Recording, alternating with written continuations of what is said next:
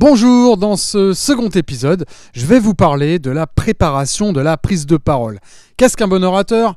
Comment le devient-on ? Et puis, je vous donnerai les clés pour la préparation en amont de votre future prise de parole. Bonjour et bienvenue.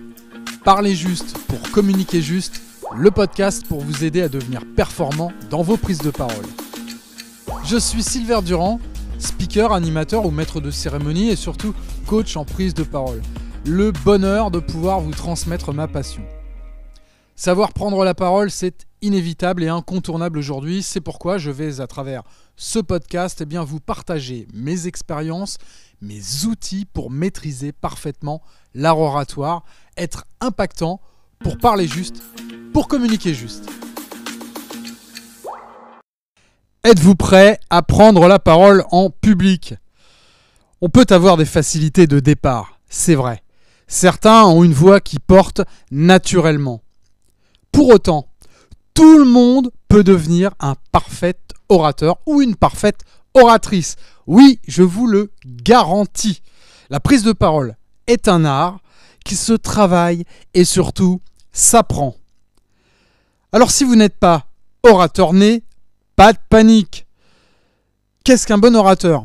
Voilà une première bonne question. Un bon orateur doit savoir d'abord s'adapter. Ensuite, le bon orateur a de l'assurance. Il connaît son sujet. Un bon orateur sait aussi raconter parfaitement des histoires. Et enfin, un bon orateur doit être patient. Oui, il doit laisser le temps de réfléchir aux points clés de son discours. Il doit savoir aussi reprendre son souffle et attendre, notamment avec le jeu des silences, des pauses, après certaines informations importantes. On peut prendre différents exemples de parfaits orateurs. Prenons celui de Winston Churchill. Dès le plus jeune âge, il avait des problèmes de bégaiement. Il est devenu, par la suite, vous le savez, l'un des orateurs les plus illustres de l'histoire. Bravo ! Ça, c'est une performance, n'est-ce pas ? Alors, quel est son secret ? Je vous le donne en mille. Ce n'est que par le travail et l'entraînement. En réalité, toute discipline et tout art dispose de ses propres codes, même lorsque l'on est doué. Il s'agit simplement de nouvelles habitudes à intégrer, de mécanismes mentaux et physiques à transformer. Bref, un véritable processus d'apprentissage. Cela peut paraître évident, mais il est très compliqué de convaincre des personnes si l'on n'est pas soi-même convaincu par le message que l'on porte. Tony Robbins, vous connaissez ? Ouais, ça c'est un grand coach, modèle, et lui, en matière de prise de parole, il est plutôt doué. Il dit que la prise de parole en public, c'est 80% de pourquoi et 20% de comment. Paradoxalement, on se pose très rarement la question de notre pourquoi. Vous aurez beau avoir toutes les techniques de l'art oratoire, toutes les astuces, la cause première est le sens que vous donnerez à votre intervention. Ce sens qui produit de l'émotion, qui touche profondément votre public. Très souvent, les orateurs se demandent si leur sujet intéressera le public, alors même qu'il est souvent le révélateur de notre propre reflet. La vraie question à vous poser est donc plutôt la suivante. Pourquoi est-ce ce sujet sur lequel je souhaite intervenir ? Est-ce que vraiment ce sujet me passionne ? Et est-ce que j'aurai plaisir à en parler ? La principale clé d'une parfaite prise de parole, c'est vous, oui, votre authenticité. C'est cette sincérité, ce partage qui vont permettre de tisser un véritable lien de confiance avec votre public. Plus que les connaissances, c'est bien l'expérience, aujourd'hui qui se révèle une denrée rare. Notre audience, les personnes que l'on inspire sont souvent similaires à nous-mêmes et apprennent de notre vécu, de tout ce que nous avons traversé. Pour l'auditoire, ce ne sont donc pas nos succès qui sont importants. Ce sont toutes les étapes que nous avons franchies pour y parvenir. Le chemin parfois semé d'embûches que nous avons traversé et qui a été l'occasion de formidables apprentissages. Et oui, de nombreuses personnes sont peut-être en train de vivre des difficultés que vous avez rencontrées vous-même et pour lesquelles vous avez trouvé des solutions. Alors pourquoi les garder en soi? Le pouvoir des mots est infiniment puissant. C'est un peu notre super pouvoir, celui qui permet de partager, de faire progresser l'humanité vers un apprentissage mutuel. N'oubliez pas qu'en vous autorisant à être vous-même, vous autorisez les autres également à le faire.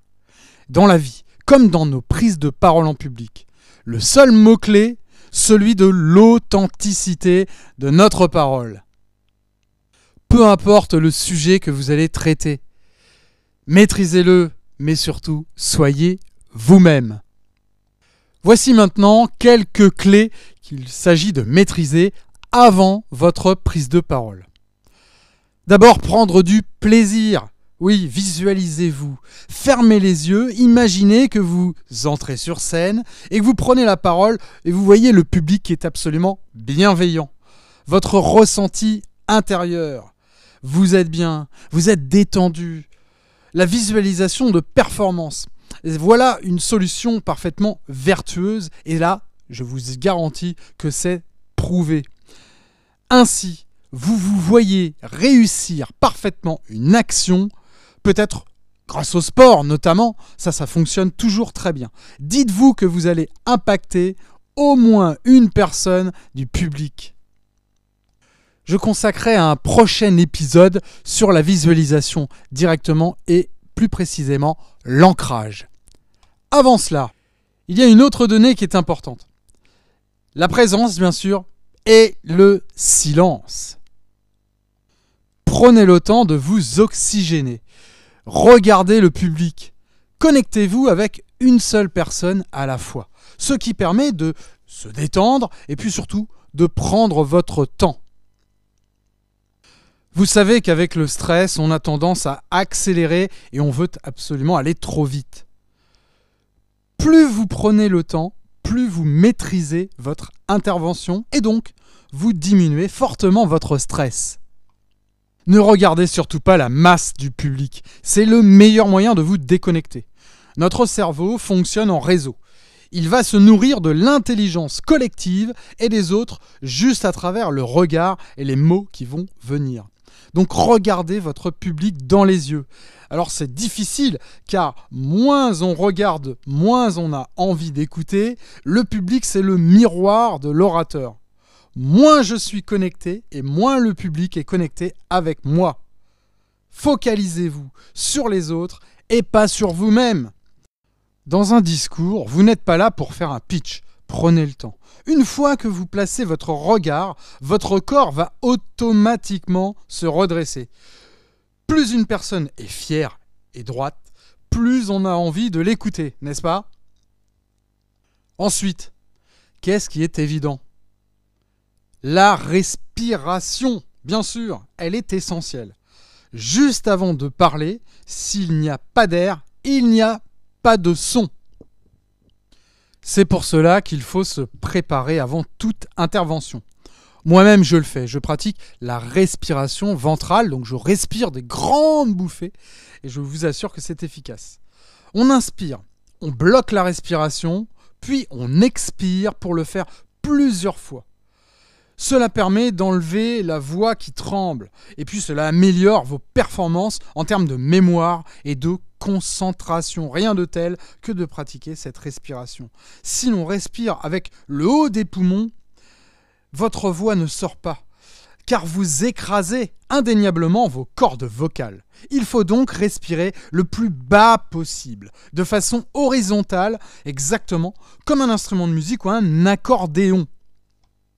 Votre principal instrument, c'est bien votre voix. Pour utiliser votre voix, vous allez jouer sur la musicalité et la prosodie. Il existe 3 piliers principaux autour de la voix. D'abord, le volume. Oui, le volume de la voix. Plus vous regardez le public, plus le volume sera bon. La voix, en fait, elle porte exactement là où le regard se porte. Deuxième pilier, la diction. Oui, l'articulation. Comment vous prononcez les mots? Est-ce que vous êtes compréhensible des autres? Ça, c'est essentiel. Et puis, le troisième pilier, le débit. Oui, il ne faut ni parler trop vite, ni trop lentement. Alors, testez-vous avant de vous lancer. C'est la meilleure solution pour contrôler le débit. Donc, on revient sur les trois piliers. Le volume, la diction et le débit. Enfin, pensez à boire. Et personne ne vous en voudra si vous buvez pendant votre présentation d'ailleurs. Lorsque vous préparez votre prise de parole, faites attention également aux tics verbaux ou encore les fameux gestes qui parasitent votre discours. Il faudra absolument être attentif et puis les remplacer par des silences. Là aussi, pas de secret, cela se travaille. Enfin, il y a 2 éléments à travailler absolument, plus que l'intégralité du discours. Le début, c'est l'introduction, c'est votre entrée, ce qui va marquer les esprits pour attirer l'attention et faire que les auditeurs vont vous écouter. Et puis enfin, bien sûr, la sortie, la fin, c'est la dernière impression que vous allez laisser. Donc, consolidez d'abord votre entrée et puis la sortie. C'est essentiel à la réussite de votre prise de parole. Bon, j'arrive déjà à la fin de cet épisode. J'espère que ça vous a plu. Et puis maintenant, n'ayez pas peur, allez-y. Vous êtes prêts à prendre la parole en public. Le prochain épisode, je pense que je vais aborder le sujet de comment structurer votre prise de parole. Je vous dis à très vite. En attendant, n'hésitez pas à mettre les 5 étoiles et à vous abonner.